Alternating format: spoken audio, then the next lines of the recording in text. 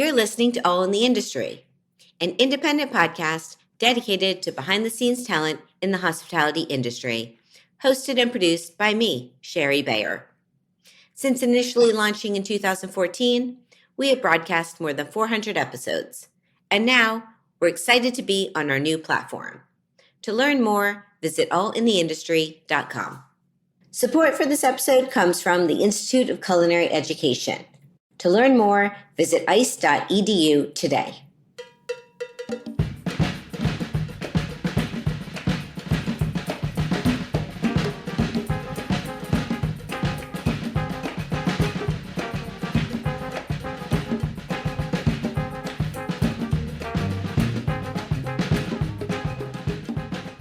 Well, hello. Welcome to All in the Industry. I'm your host and producer, Shari Bayer, and this is our 420th episode of this series, which is dedicated to behind-the-scenes talent in the hospitality industry. Today, I am on location in Lower Manhattan at Nobu Downtown with one of America's most respected and celebrated restaurateurs who has a fantastic new memoir out on his life story, and I will introduce him fully in a moment. First, as I do on every show, I will start out with my PR tip, and then later we will have my speed round game, talk a little industry news, and I will share a solo dining experience. As the founder of Bayer Public Relations, going to tip the show off with my PR tip of the week. So today's tip is to have self-confidence. Yes, we all must believe in ourselves and know our worth before others can do the same. Confidence empowers us to take risks and pursue our goals with determination, following our dreams. It is not only crucial for personal and professional growth, taking us places we desire to pursue and achieve, but it gets us noticed in the right kind of way, versus being overly arrogant or full of ego. So let's have a positive attitude, trust in our own abilities and skills, and know that we can handle any of life's challenges with confidence. It's the ideal way. That's my tip today. Okay, so I'm super excited to be on location with my guest today, who is my friend Drew Nieporent, one of the most influential figures in modern American dining, known for shaping the trajectory of New York's restaurant scene over the last 4 decades. The driving force behind iconic concepts like Montrachet, Tribeca Grill, Batard, Rubicon, and Nobu in New York and London, Drew helped define fine dining and bring it to a wider audience. As the founder of Myriad Restaurant Group, Drew has helped launch the careers of celebrated chefs and collaborated with longtime partners like Robert De Niro, Francis Ford Coppola, and Robin Williams. His concepts have earned critical acclaim from the New York Times, and he is also a recipient of numerous James Beard Awards. Drew is the author of a new book, I'm Not Trying to Be Difficult, a behind-the-scenes memoir of grit, glamour, and what it takes to build a restaurant empire in New York and beyond, now available wherever books are sold. Without further ado, hi, Drew. Welcome back to the show. That's right. Well, welcome back, and it's good to be here. Thanks for having me. It's good for me to be here, and congratulations on your book. Hey, thank you. I appreciate it. The book's doing well. It's out about 7 days now, and I'm hearing from people I haven't heard from in 40, 50 years. So the book's good, and it's a good read, and I'm very pleased with it. It's a very good read. I was lucky to get an advance copy, and I read through it pretty quickly. I was interested in hearing your whole story, even though I knew bits and pieces. I usually kick off with my guest backgrounds, which listeners can go back to episode 176, which we did in May 2018, so 7 years ago. And we did an interview where I did kick it off, I think, talking about your background, and also shout out to the book and my podcast, because there's a little mention of our interview on page 250 for anyone. That's right. So on today's show, I figured I'm going to kick it off with this question. Do you think you're difficult? The title of the book is I'm Not Trying to Be Difficult, which I did not come up with. I actually had a different title. And my title was nixed by my daughter, Gabrielle Nieporent, and my wife, Anne, as being awful. But I love the title, but I'm not going to tell you what it was. But anyway. Sure, it was a great second choice. Well, when they first said this, I was like, and they liked it. So I was like, I'm not going to belabor it. I'll go with it. I read the audio book. I read the book a couple of times, but I read the audio for the book, and I realized why they called it I'm Not Trying to Be Difficult, because really the stories are about my chefs and my partners who were difficult, but they perceived me as being the difficult one. So I'm not trying to be difficult.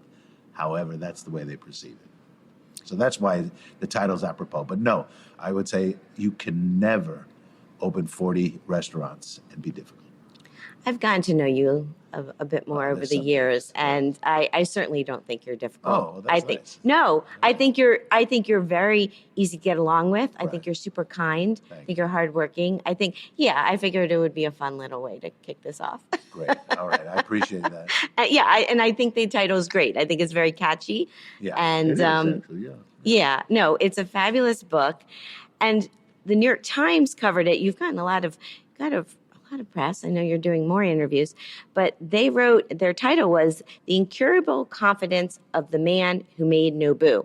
So my tip today came a bit from that. You have a lot of confidence. Where do you think that comes from? That's really actually a very good question, because in the book, I sort of make a point of explaining confidence in what we do, which is, if you know what you're talking about on any topic, sports, food, fashion, whatever, movies, and you express that in a way that it shows that you know what you're talking about, I think that confidence is very important, especially in the restaurant business, because as the leader of, whether it's in the kitchen or in the dining room, you have to inspire people to do what it is that you want them to do. And if you're not confident of saying something, if you second guess yourself, they're going to pick up on that. And they'll use it against you as a weakness in terms of, when you want something done, they might not do it in the manner in which you want it. Okay, confidence comes from where? Again, it's professional knowledge. If you know what you're talking about and you can express that confidently, that's the whole game. It's kind of like, I watch a lot of sports and I see coaches, and you could just see in their face that when they give a command to their team, it's like they're not second guessed. Why? Because it's confidence, but it's also knowledge. Excellent. And we have lunch, a little lunch here. Okay, yes. Now this is the greatest dish. I'm lucky. Could be one of the great American dishes, even though it's a Japanese restaurant and it's a Japanese dish. So the yellowtail jalapeno. Classic. I'll just say that I've eaten in Nobu at least 1,000 times, and I would never, ever, ever miss this dish. This is the dish that defines Nobu. Everything about it is great, and that's why we're having it. I have not had it that many times, but I've had it enough to know that it's a iconic dish. It's so delicious. Did you think at the time you opened that this dish, or even Nobu, would become such a sensation? I believe there's 56 now around the world. Yeah, 56. I mean, now, it's like there's it's more. a lot. There's more in the hopper. Yeah, I'm sure. Can't stop. 1994, and when you read the book, it was kind of funny the other day because this woman was interviewing me, and she goes, "Did you really piss in a wine bottle?" And I was, "Wow, you read the book." I read that too. A lot of people, the questions they ask are fine, but they're very general. So she asked me a specific thing about an incident in the book. Okay, so in the book, the whole Nobu episode is fascinating. And I don't want to give it away, even though I love your listeners. Don't give it away. This is the teaser. Everyone needs to get the book. But the story of Nobu today is not really the story I tell in the book. And therefore, in my opinion, the story I tell in the book, of course, is true because I was there and I witnessed everything. However, in this world, currently that we live in, where people move their lips and are lying through their teeth or whatever it might be. Everything is questioned. So I don't deny that everybody has their own truth and that people might read the book and question my truth. But honestly, my truth is the following. Nobu had a small restaurant in Beverly Hills. De Niro noticed his talent, wanted him to come to New York. It was a no-brainer. That's the way Bob spoke about it. But Bob actually asked Nobu to come when we were building the Tribeca Grill. He's conveniently kind of forgotten about that, but it's all right. And Nobu sees the Tribeca Grill, 200 seats. He has a 40-seat restaurant, and he's like, maybe one day I open a small sushi bar with you, okay? I see the friendship, see the kinship between De Niro and Nobu. And I made it happen. In other words, he's saying no to Tribeca Grill, which, by the way, was terrible casting. He would not have. We were opening an American restaurant. And I filed a way that one day, if I can find a space, we're going to bring Nobu back, if he wants to come back and do a Japanese restaurant with us. So no way, shape, or form, when we opened Nobu, was there an idea that, oh, this thing's going to make a load of dough. No. And when you read the book, you'll understand what I'm saying. But today, because there's 56 Nobu's worth a tremendous amount of money. It's one of the greatest food restaurant ideas of the last 30 years. And I'm proud of it. Obviously. You should be extremely proud of it. So let's try this dish. Yes, let's try it. Now we hype the dish. Now we got to try the dish. And put a little cilantro. Okay. Yeah, there you go. A little cilantro. Got my jalapeno. Yeah. And gives it the right amount of kick. Right, exactly. And these beautiful Nobu design plates are...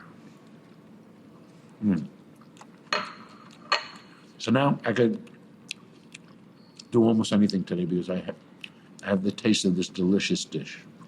Seriously? It's great, right? It's so good. It's so good. Yes, it's the perfect dish. Don't be shy. Don't be shy. We got a All few right. more. I have to ask you another question, though. We got to keep going because listeners are just going to get hungry listening. That's true. So you have a very diverse experience. McDonald's, cruise ships, the Les and the La's, Tavern on the Green. What would you say is a biggest takeaway from any of those? Or I think it's very cool that is your background versus a more traditional. I mean, you went to Cornell. You also went to Stuyvesant. I mean, Stuyvesant, yeah. I mean, you're not far from here, actually. It's a little far, but my father worked literally down the block on Chambers Street. Look, here's what I love about the book, which I collaborated with Jamie Feldbar, who's amazing, who's a lovely person, but lives on the West Coast. So there's all sorts of stories about how we did this together and whatever. So Jamie,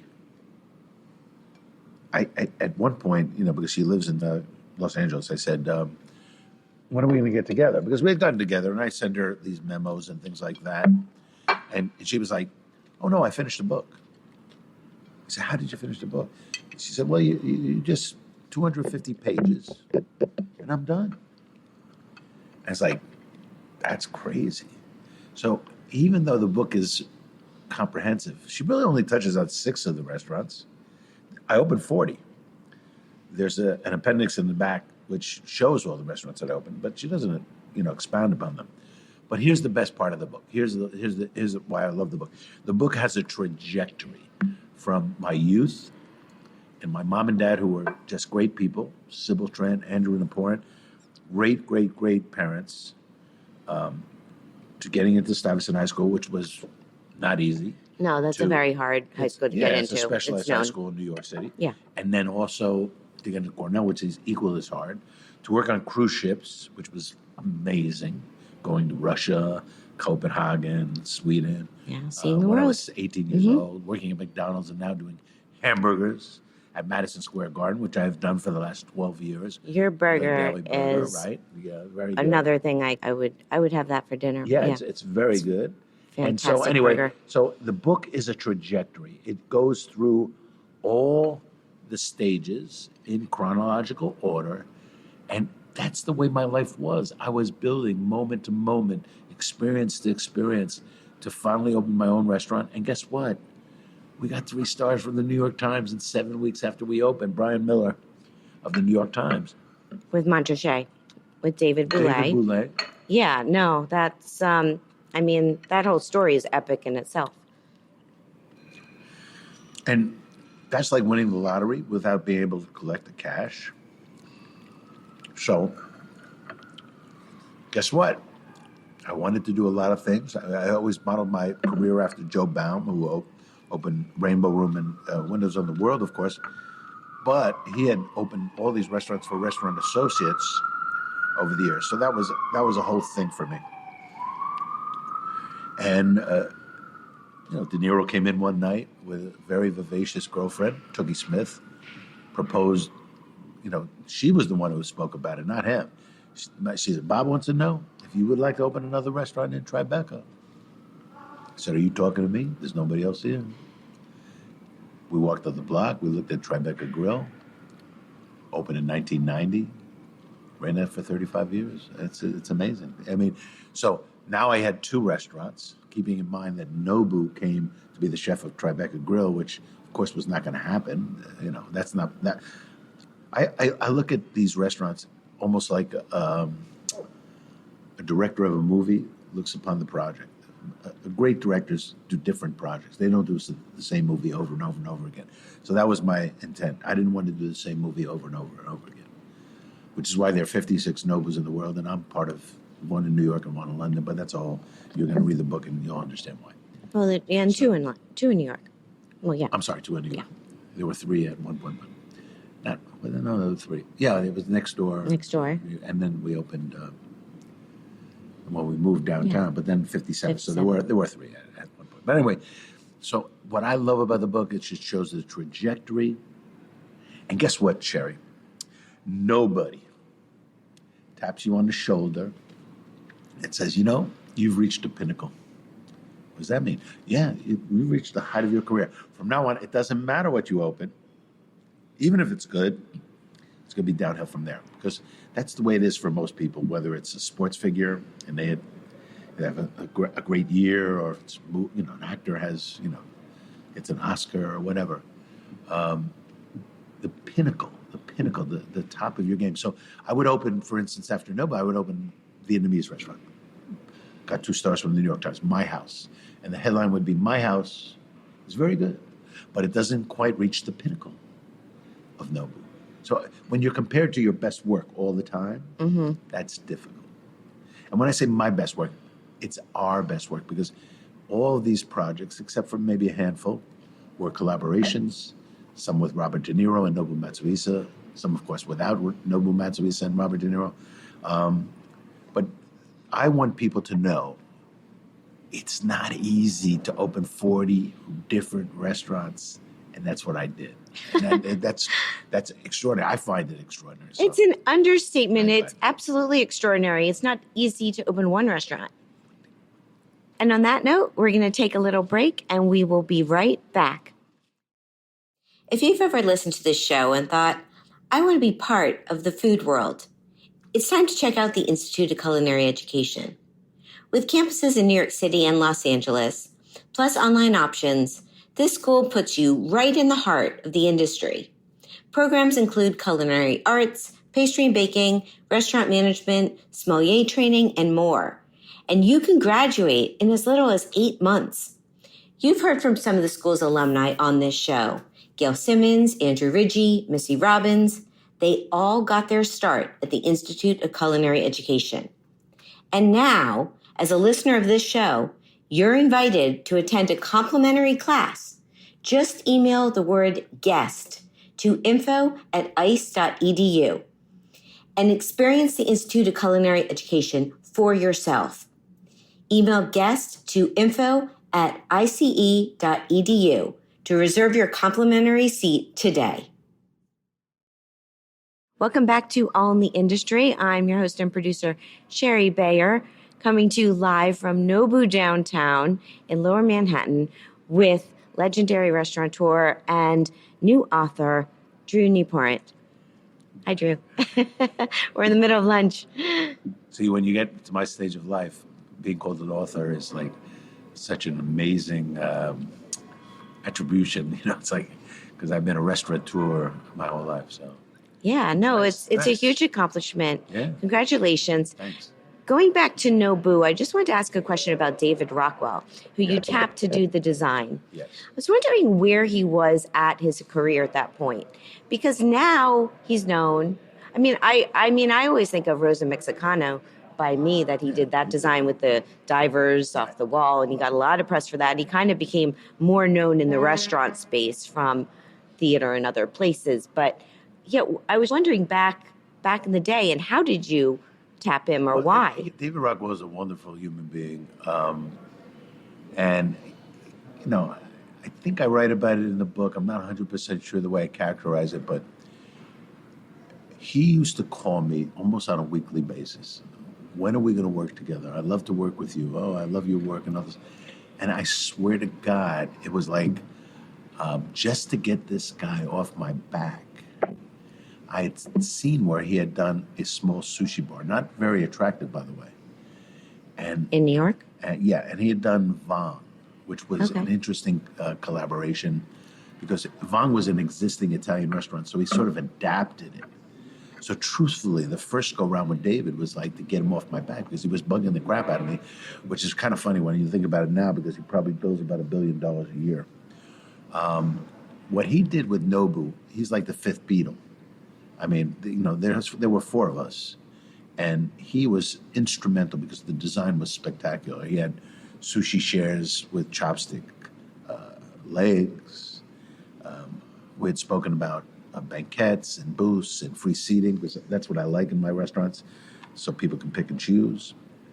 But the one huge decision, which I really do take credit for, As you should. is that the original design, he had the sushi bar all the way in the back. And the restaurant was not that big. And I said, no, the sushi bar's got to be here. And there were two pillars close to the front. And he says, well, that's where I'm putting the bar. And I go, well, that's where the sushi bar is going to be. Well, where am I going to put the bar? I said, we don't need a bar. What do you mean we don't need a bar? I said, we'll have a service bar. It was a former bank space. And there's a vault. And the door on the vault weighs about 2,000 pounds, so it couldn't take that out. So I said, we'll put the bar in there just as a service bar, so we're not going to have a front bar. Now, why that was a great decision was the place used to be sort of a hangout for mobsters. It was a bad Italian restaurant, and these guys would drink at the bar, and they'd also, I think there was some drugs selling and all that nonsense. So the first day we opened, I'm working the door opens, and these mobsters that used to hang out at the other restaurant walk in. They go, where's the bar? I say, oh, no, we don't have a bar. What do you mean you don't have a bar? No, it's a Japanese restaurant. And they never came back, and we got rid of that problem. The other thing it did was it made us credible. We literally were looked upon as food first. The third thing is, well, what if you got busy? Where are people going to wait? I had a restaurant literally down the block. The Tribeca Grill was on the next corner. So we used to invite people to have a drink at the Tribeca Grill, and we'd call them when the table was ready at Nobu. So David Rockwell was so instrumental in our success. And he's such a beautiful human being that in the early days he would ask me, is it all right? These people have asked me to do a restaurant, or these people have asked me to do a restaurant. And of course I was not going to say anything. Some people might have said, no, David, you're just, you have to be beholden to Nobu. But now he does everything with everybody at every time. And if I had written a bigger book, there's a really funny story about David and Cafe Grey Kunz, but I'm going to tell you that at another taping. All I'll tell right. you that story when we do the Stay life tuned. of David Rockwell. I'm still waiting to have him on this show. Okay. He's in the lineup. Yeah, that's good. So this dish now is the fluke with yuzu and a tiny little dot of pepper. And This is like the second most iconic dish. Yeah, no, it's fabulous. It's so fresh and also photogenic. Everything is just, the way it's presented, the style of all your dishes, but these are definitely classics. And I've been lucky, I've been traveling a lot around the world, and I was in Dubai and I got to go to Nobu there. I've seen some. Sometimes I've taken pictures of the outside. I was in Bangkok and there was a new one there on top of a rooftop. Now is one in Bangkok. Yeah, right. So when I spy them, I think of you. I take a picture and send it your way. Well, I want to come back in another life and be Shari Bayer because you've gone to places I'll never go. Well, thank you. And I want to be you. Okay. So there, we'll trade off. I'll talk next about lives. Next lives. Okay. So in the book, you talk a lot about, going through, it goes through your career. You've collaborated or you've worked with, you've partnered with, you've brought in amazing talent, chefs. So you have an eye for talent. Like, what do you look for? Because you certainly are known, you've worked with beyond David Boulay, which in itself was incredible. But you've had Tracy Desjardins. Morimoto worked at Nobu, of course. Jonathan Waxman, Stuart Brioza, Claudia Fleming, Marcus Glocker. There's probably we could go on and on. At least a dozen more. But okay, here's what it comes down to. We touched on it a little bit. And while I'm talking, I want you to eat. So yes. So when you know what you're talking about, and you know who's in the industry and where they're cooking, and maybe you've gone to their restaurant or you've had the opportunity to try their food. So whenever I needed a chef, I would always make a list. And, the top of the list was the number one choice. And most of the time I got my choice. But maybe 6 months after that or a year after that, I would look at the list. And all those people that were on that list were very capable. In some cases, I'd gotten 3 stars at restaurants. So I always had a feeling for who the top people are cooking, especially in New York and maybe in San Francisco and London. The reality is you have to know what you're talking about. That's the confidence in professional knowledge that I talk about in the book. But also, my mother was an actress who became a casting director. And what does a casting director do? They have to find the right person for the job.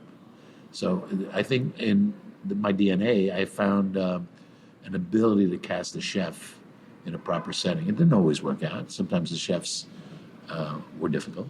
Like they thought that I was difficult. But I think there is, you might want to say that that's like the biggest part of the game, putting the right person in the right position. Yeah, I hear you on that. For people listening who might want to open their own restaurant or 40 restaurants or more. No. Well, I did a book called Chef Wise. Right. Came out 2 years ago. Great. Thank you, which you gave me a nice blurb for.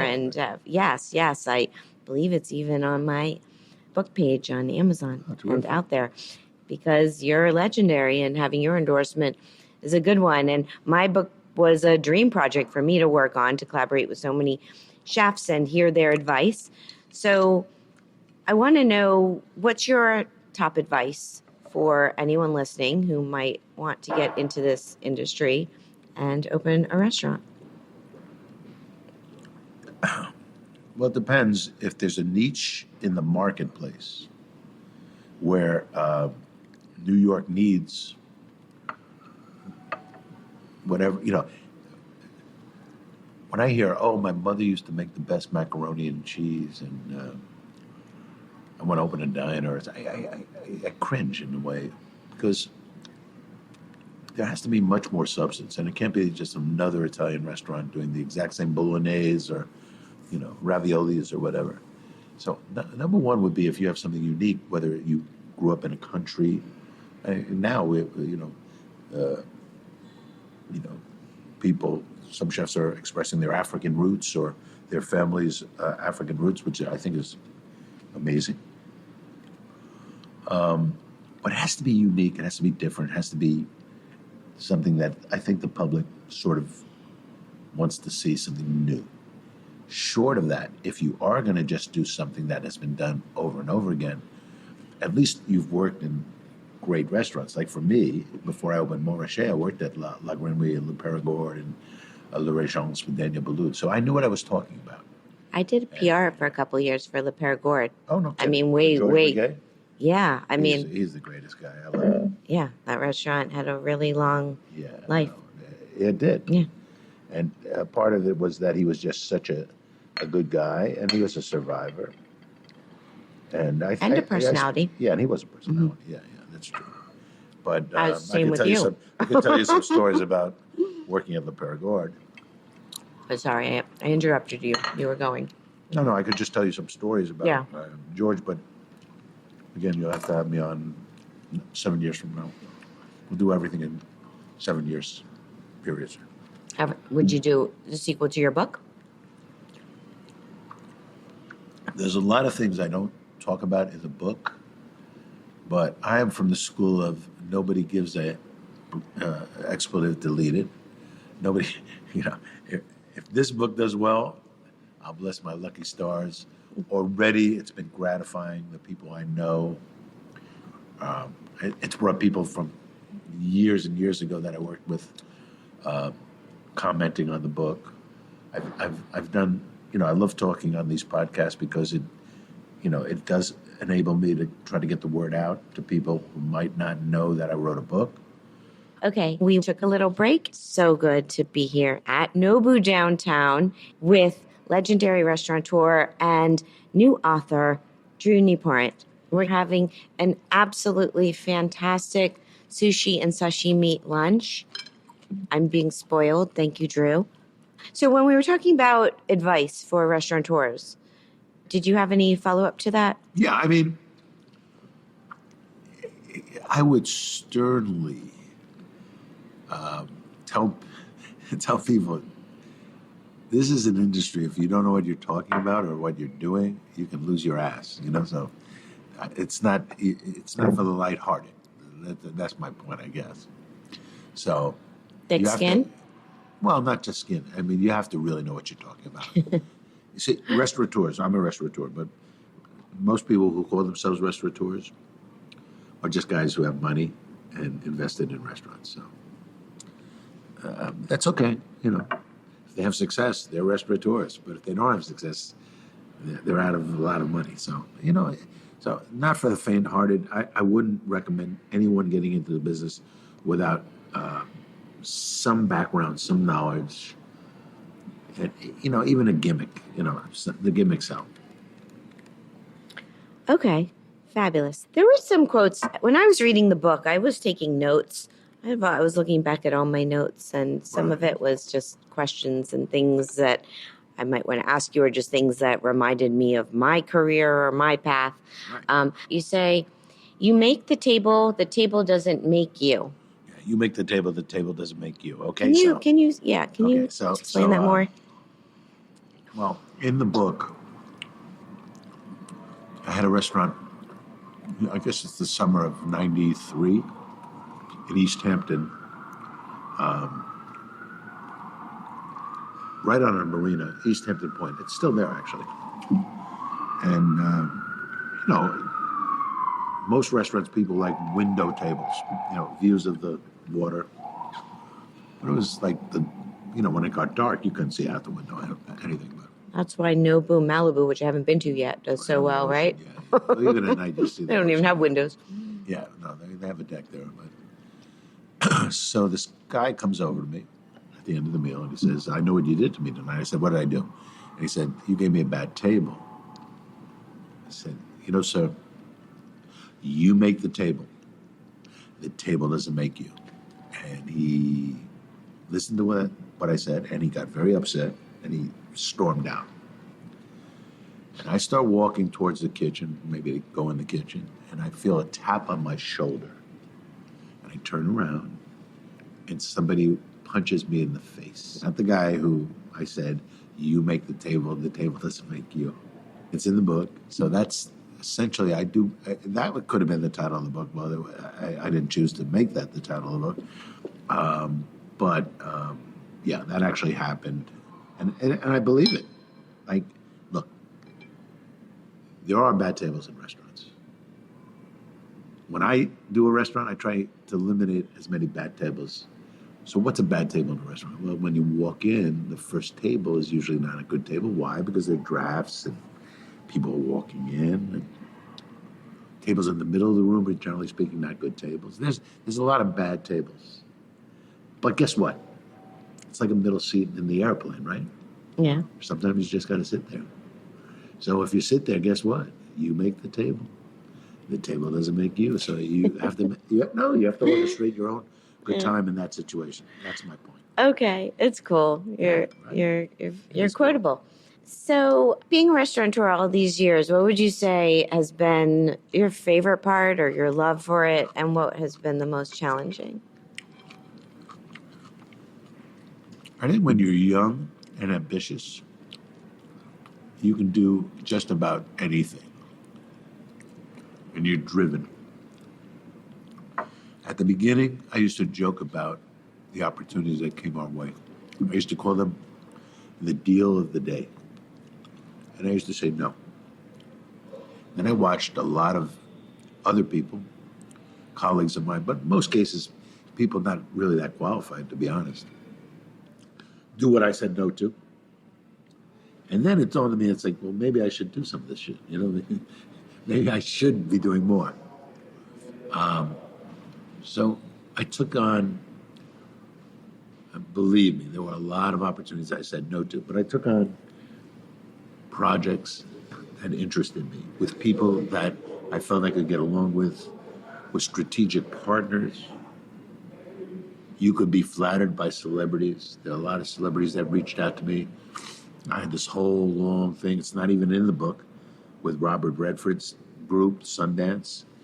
And they kind of recently passed. Recently passed, and they hosed me. It was like, oh, now I think Robert's ready to meet you now. I think, Robert De Niro, even when they asked him, what was special about his craft, he used to say, your choice. When you choose a project with a certain director or other actors, that's clearly the first step in doing something great. Because not all movies are created equal, not all restaurants are created equal. So I chose very strategically. It was fantastic. I had Francis Ford Coppola as a partner in San Francisco with Robin Williams. I've had, De Niro, Sean Penn, Bill Murray, Mikhail Baryshnikov. Have I dropped enough names? They were all my partners at Tribeca Grill. So it made my life richer. Yeah. But I always said this, by the way. It's easier to have Robert De Niro as your partner than Joe Schmo.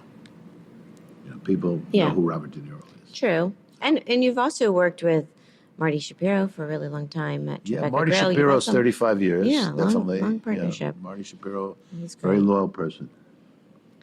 Yeah, and your brother. All in the family. So before we play my speed round, because we got to play my game, what are you excited about these days with restaurants? Anything on your radar in New York or? Jerry, I know you didn't notice, but I lost about 45 pounds. I didn't notice. I'm sorry. You look fantastic. Thank you. I feel great. Here's the deal. You still dine out though. You still love restaurants. No, we're eating now. Yeah. You just watch. You watch where you eat. One or the other. It's not. Right. Look. I've been 330 pounds, and I ran the New York Marathon in 1983 at 175 pounds. So I know what it takes to lose weight, and I've lost the weight because I kind of had to. I had a stroke and I had cancer, and both in the same year, 2018. But restaurants excite me. And even the thing that used to annoy me a lot was how tacos and pizza and hamburgers would get equivalent press that I was getting, or restaurants were getting.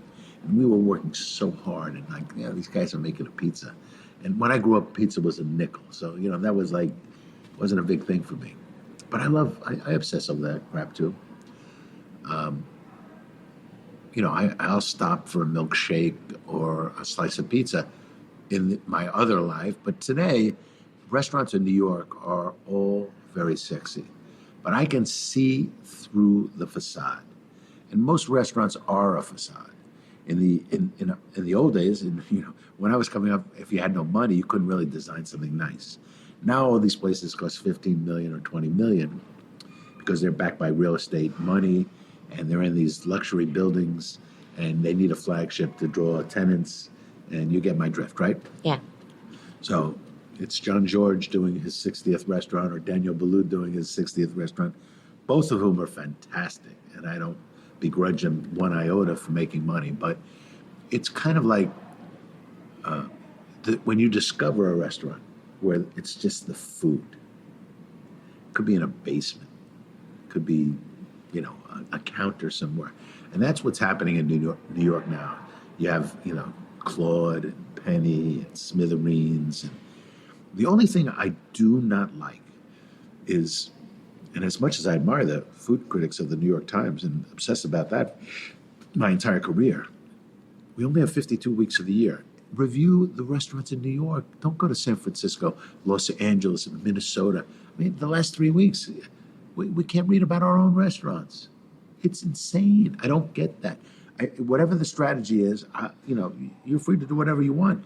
But for, 50 years, New York Times was New York restaurants. And we need that. The New York restaurants need the exposure. That's my point. I hear you. And yeah, as someone who's worked with restaurants in PR, I know, wanting to get reviewed, and there being a limited amount of reviewers, and the New York Times still holds a lot of power. You want them to come in. You want to get their opinion, and limited time. 100%. Okay, so on that note, do you want to play my speed round game? I'd love to, Shari. All right. Thank you. Here we go. I'm going to name a couple of things, and you got to pick your preference, such as chocolate or vanilla. Okay. Eat in at home or eat out at a restaurant? Eat out at a restaurant. Indoor dining or alfresco dining? Oh, I love dining outside.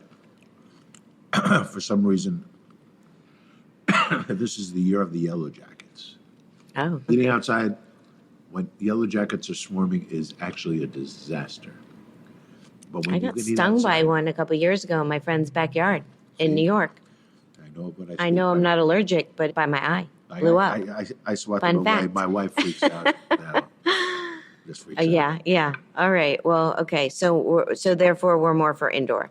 No, I'd still say outdoor. Okay. Because it's seasonal, especially the month of September. Amazing. Nice weather. Okay. Wine, beer, cocktail, non-alcoholic drink, or champagne? Wine. Tasting menu or a la carte? I own a wine store. Yeah. Give it a shout. All right. It's on 57th. 57th between 3rd and Lex. Tremendous. What's it called? Crush? 20 Crush. Years. 20 years. That's a long time. Amazing. Very long time, especially in New York. Okay, tasting menu a la carte? Definitely a la carte.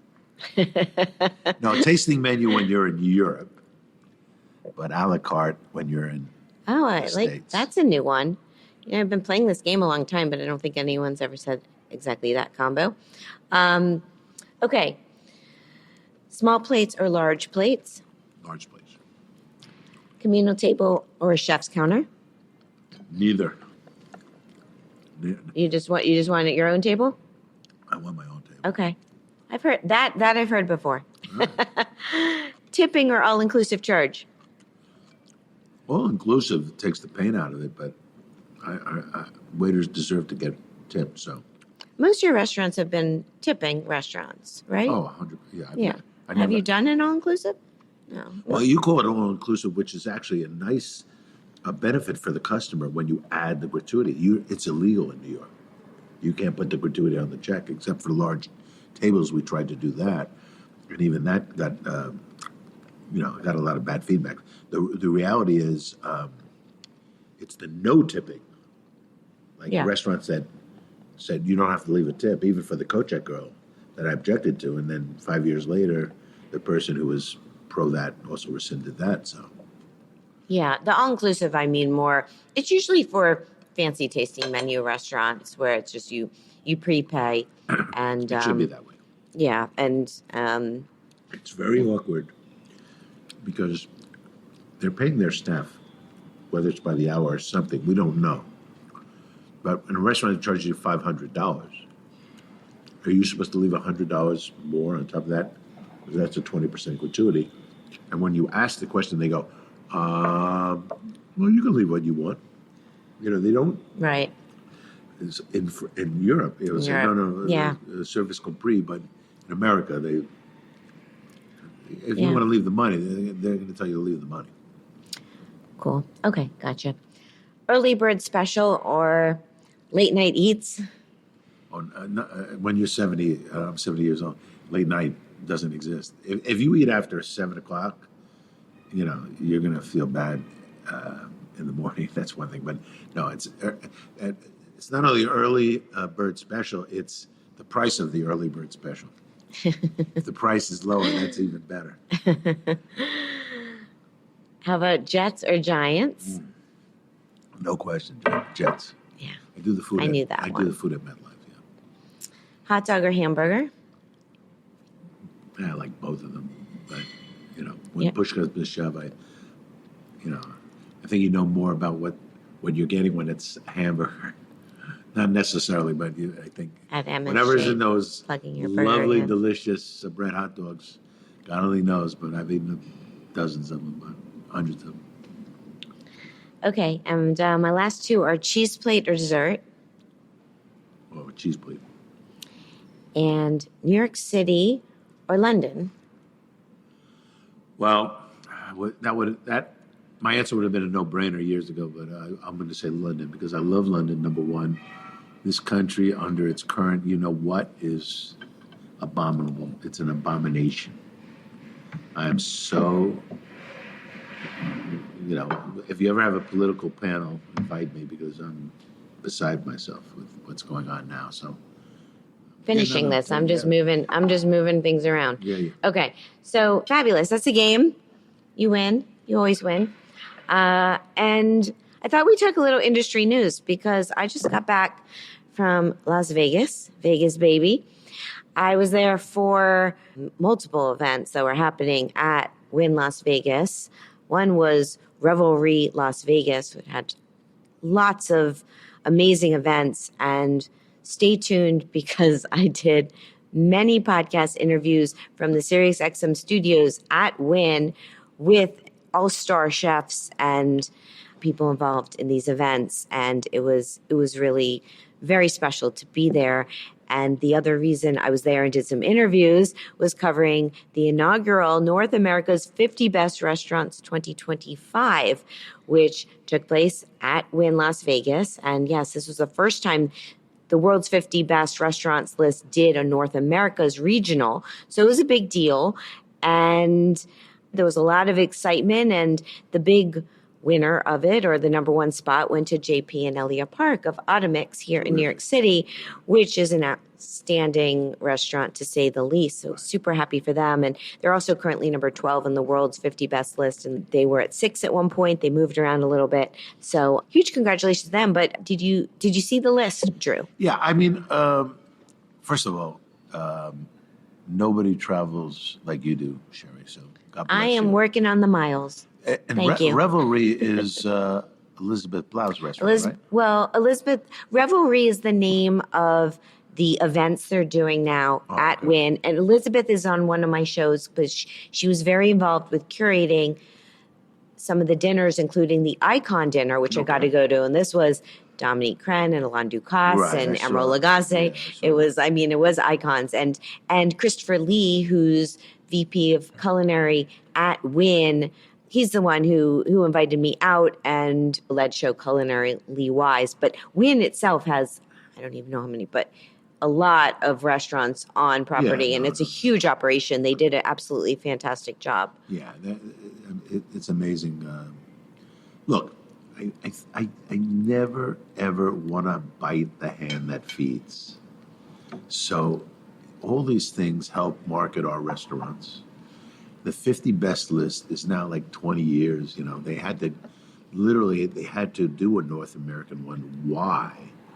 Because if I'm not mistaken, only 2 American restaurants showed up in the 50 best in the world, which was Atomix and Silver Thread. Maybe La Bernadette was somewhere in there, but not that much. Silver Thread was on the list, but it was in the top 100. Yeah. Last year, the only one in the 50 was Atomix. Only one. Okay. Yeah. So we knew there was no mystery this year that Atomix was, should be the number one restaurant, and it was. Number 2 and 3 were Canadian restaurants, which I adore Canada, but not for the food. And the restaurants that we know of, like Joe Beef. Joe Beef, and the other one, Pied de Cochon. Anyway. There was a lot of Canada on the list. Canada did it which very is well. Fine. And like I said, so it doesn't matter. The most important thing is that it helps the restaurants who get anointed. However, being an owner of Nobu for 31 years and understanding what it did for us, and then being dropped from the list for no good reason is a difficult thing. Alinea, which just got a sort of a harsh New York Times review, didn't turn up on the list, which is ridiculous. So this is one of the greatest restaurants. So, I'll say it this way. The list is great for people like yourself who cover the thing. I think it's great. I love all the people, who got anointed. I think Michael Shimarusti getting the best chef thing or whatever. Yeah, Chef's Choice. And Providence is on the list too. He's a 47. Mensch. He's a mensch. And that's a nice award to win. It's fine. I'm happy. I'm happy they have these things. I'm very happy. I could rail against it, but there's no real reason to do that. I'm with you. I like going to these events and celebrating with the chefs and restaurateurs because everyone works so hard and bringing everyone together, the community of it. And I have to say, because I've been to a few of these now around the world, the energy and excitement of the award ceremony and just the events that went on the whole few days around it was tremendous. It was really special. I think people were excited to be there and celebrate with each other. And the list was, I don't know, maybe a little unexpected of I didn't know. I didn't make predictions because I didn't know what was going to be on it. Here's the most important thing. The food industry, restaurants, were all celebrate in each other's success. We're not, we're prone to being jealous, of course, but we don't play out these beefs one place against the other. We applaud everything. When somebody does well, we generally speaking applaud it. And the camaraderie that I saw, it reminded me when I would go to London when there was only, there was a 50 best list, but American restaurants hardly even touched it. But Nobu was always in the top 10, let's just say. And I have pictures with James Kent when he worked at 11 Madison and Daniel Hum and Grant Achatz, and the camaraderie we had there overseas was just so special. So I understand the what you just experienced at the Wynn, and I think it's great. I think it's it's wonderful. Riyadh and Lee Hansen, Riyadh Nassar, Hansen number 10 for Le Veau d'Or, which they just opened. Yeah, New York had 13 restaurants on the list. Yeah, New York had a lot of presence. Did well. It's fine. It's fine. Yeah, and with my podcast interviews, I did do an interview with JP. Well, I did it at the awards following their announcement, so that will be in an upcoming episode. And then I did in studio, I mentioned how I did these interviews. JP did one of the collabs with Sarah Thompson of Casa Playa, and that I got to go to. It was a wonderful dinner, and I did a show with them and with Jennifer Yee, who's the pastry chef overall at Wynn. And I also did a show with Katina and Kyle Connaughton, who did a collab at Mizumi, and Engie from Lycée. I don't know if you've been there. It's a fabulous dessert restaurant here. Yeah. She did the dessert. So I have upcoming shows with them. It was so nice to get to chat with them. And Single Thread took home number 8 and the Sustainable Award. So it was a really wonderful celebration. And I always think 50 Best does an awesome job with their production, just even how it's produced. And Lauren Scala from NBC New York Live hosted it. She was the MC, which is a big role, and she did a really wonderful job. What time it started in New York? Well, it was supposed to start like 8, so it probably started at 8:30. So it must have been 11:30 here. Yeah. Lauren did a very good job. Yeah, well, yeah, she did. And Vegas 3 hours Now, behind. the only thing, I think everything in life is choreography. I would have done a little bit different. I think it's a little bit, for people when they mention number 47 and all they ask them to do is stand up in the audience. That's a little cheesy. Yeah, I've been to a few of them, so I knew run of show. The first time I was like, oh, that's how they do it. But you get through the list. And No. yeah. Well, let me put it this way. I attended a Michelin event, and of course, probably it's dollars that spoke about this, but they had, I think it was Washington, Philadelphia, and New York in the same ceremony. Yeah.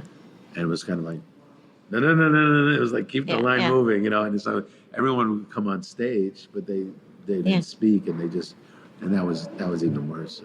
Yeah, and last year I was at World's 50 Best and there was more people in attendance, so I was up in the mezzanine. This year I was downstairs. I was sitting right behind the guys at Penny that won. Oh, and it was like you felt the excitement. And it was Penny's he worked a at great Crush. a great seat. Oh, did he? Jason's, yes, he worked at Crush. That doesn't surprise me, known for wine. Yeah. And I love Penny. Its seafood is fabulous. All these places, you don't necessarily have to reinvent the wheel, but you have to upgrade the product sometimes. And so they use pristine products and everything's delicious. Yeah, they do. Okay, so congratulations to everyone. For the full list, you can go to theworlds50best.com/North America. Follow on social media at The World's 50 Best and hashtag North America's 50 Best. And so, okay, to close out the show, I want to share a solo dining experience. I believe it's a place you've been, Drew. So you can chime in with me, even though you probably didn't go solo, but that's okay. It's just here in New York City. It opened late August, early September, called Nuyores. Nuyores. It's like New York, but Nuyores. Yeah. So here's the rundown. The location, 154 West 13th Street near 7th Avenue. It's in the West Village of New York City. The concept, it's celebrating Peruvian and South American flavors. And the chef and owner is Oscar Lorenzzi. He's formerly the chef at Contento, which was up in East Harlem. And his hospitality partner and sommelier is Jonathan Charnay. So why'd I go? Well, I actually went to Friends and Family, which they did a couple of nights of it, and I was there on night one. So it was like really testing the waters. But I'm friends with Oscar, and he invited me, and I had reached out to a couple of friends to see if they could make it, and everyone was busy, so I just went solo, and which, I like my solos, so it was fine and great. And my experience was I sat up front at the bar rather than in the dining room in the back, and there were a few other people at the bar with me, and I really had an excellent time. The service and everything, it was so on point for opening day. And what did I get? The problem with being solo is you can only get so many things. But I got the ceviche classico with ají, limo, leche de tigre, corn, sweet potato, red onion, and cilantro. And also the seco de pato, which is the duck leg with panamito, bean, seco sauce, onion, and herb salad. And I also had the olive oil upside down cake with banana and lucami. And I had a non-alcoholic drink. They had a Nuyores mocktail that I had that was lovely. So my take is I thought it was all absolutely delicious. I love the ceviche. It's definitely something I'd go back and get. And I wanted to try more of the different dishes, especially seafood-wise. Like I saw there was a tiradito, and it wasn't really seafood, but the watermelon tuna ceviche they had, which was a take on ceviche, and there was a tuna on the menu that looked fabulous. But the duck was great. The dessert was great. What about you? What did you have? Well, I had a lot of the similar dishes, but everything we had was delicious. And he's honestly a very talented chef. The location is, it's in the Village. It's a good location, 13th Street, but it's been a number of different restaurants, so that freaks me out a little bit because I hope he doesn't have their karma. Let's put it that way. Yeah, it's that freaks me out. I wish him the best too, and it is a great location and the ambiance. So it's two rooms back to back, like railroad style, and it's narrow, it's intimate, we'll say. I thought he did a really nice job with the with the color scheme and design. It made it feel very warm and welcoming, and the lighting. It's very comfortable. And here's the one thing I would tell you that I do, especially when I know who the chef or the owners are. I ask to see the kitchen. Why do I ask to see the kitchen? Because, well, first of all, I wanted the kitchen to be clean. It's not always clean. In fact, you and I went to a restaurant once that was the filthiest kitchen I think I've seen in a while, but I didn't comment on that to you at that evening. But anyway, so Nuyores. You didn't tell me which one after the show. I'm trying to think. Nuyores, the kitchen was a closet. Yeah, it's tiny. So he has to be so organized to be able to get that quality of food out of the kitchen. Because I had a small kitchen, but small for me was a 350 square foot kitchen. This must have been 100 square feet. Yeah, so it's tight. I give them credit when it's that small, because there's not even a lot of surface area to lay out plates. So that, if I was a food critic, I would demand to see the kitchen in every restaurant before I wrote my review, because quite frankly, two reasons. One is, like, I ate at a 3-star Michelin restaurant, about 6 months ago. And I asked to see the kitchen, and when I walked in, there was like 30 people there. And of course, it was a tasting menu, so you need 30 people, I guess. But essentially, it's a restaurant that probably can't make any money if you have 30 people in the kitchen, because these days you have to pay 30 people. They can't stage with 30 people. So I'd say it's perfect for a taste of Peru without leaving New York City. Interesting tidbit, as we mentioned, the space has been a few other restaurants, and most recently, it was Harold Dieterle's, unfortunately short-lived Il Totano. That's right. I didn't realize that. I did go there, and Harold's an excellent chef. Yeah, and he's great. Great guy. He's a great guy. But yeah, it didn't make it. But we'll see. I hope Oscar does well there. Personal fun fact, I've gotten to know Oscar actually over the years from my travels, because he's from Lima, Peru. And I've gone to Latin America's 50 best restaurants, and I saw him there last year in Rio. And shout out to Mido in Lima, Peru, which is currently #1 on the world's 50 best restaurants list, and has been Latin America's 50 best restaurant, #1 on that list for many years. I think 4 in total. And Chef Misha Sumura, he's in my book, Chef Wise, and I've been there. I want to go back, of course. But yeah, so shout out to Peru. And the cost of my meal, well, it was friends and family, so it was comped, and I'm very grateful for that. I did leave some gratuity, and I was looking at their menu online. I think what I had would probably be around $100, which is kind of ballpark these days. Right. For just, yeah. It's actually cheap. Yeah. I seem to either spend 100 or more without alcohol. So would I go back? Yes. As I said, I want to try more things in the menu, and they're only dinner right now. We'll see if they open for lunch, but congratulations. Their website is Nuyores.com, and Instagram at Nuyores, which is Nuyores, if I'm saying that right. I hope I am. You say it better than me. Nuyores. See. Nuyores. As I said. But I've never been to Lima, Peru, so. Well, there. It's worth the trip. One It's day. worth the trip. Okay, so that's the show. Thank you, Drew. Great being on, Shari. And Shari, your book, Chef Wise, is so extraordinary. Aw, And I hope it has a great shelf life. thank you. I appreciate it.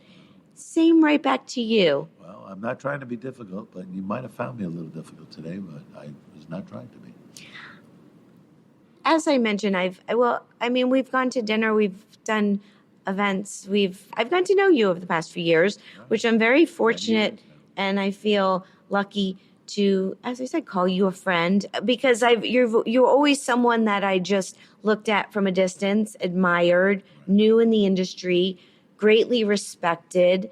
We did a talk at my host conference back in January 2020. That was tremendous. A one-on-one, and that, I think that's kind of where, I really got to know you better from there. And your career has been tremendous, and you're a gem. I think you are a genuinely kind, wonderful person, and people who have come from working with you that I know say so many amazing things about their experience and how it led them or launched their career. And so I appreciate you, and I do not think you are difficult.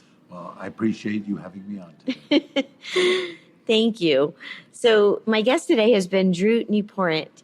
He is a legendary restaurateur and the author of I'm Not Trying to Be Difficult, which is available wherever books are sold. Drew's book covers his entire career, and you will learn a lot more about how he got his start and what got him to where he is today. So you should get his book.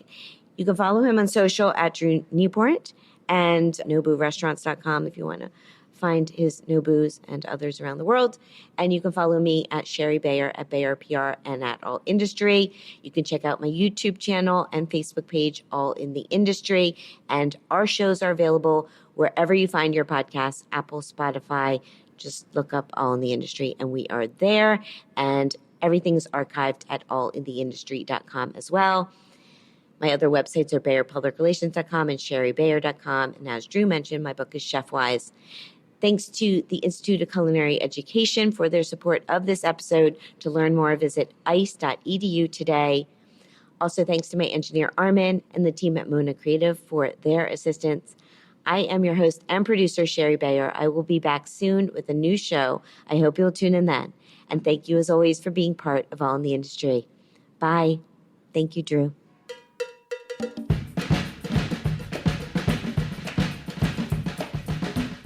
All in the Industry is an independent podcast hosted and produced by Shari Bayer.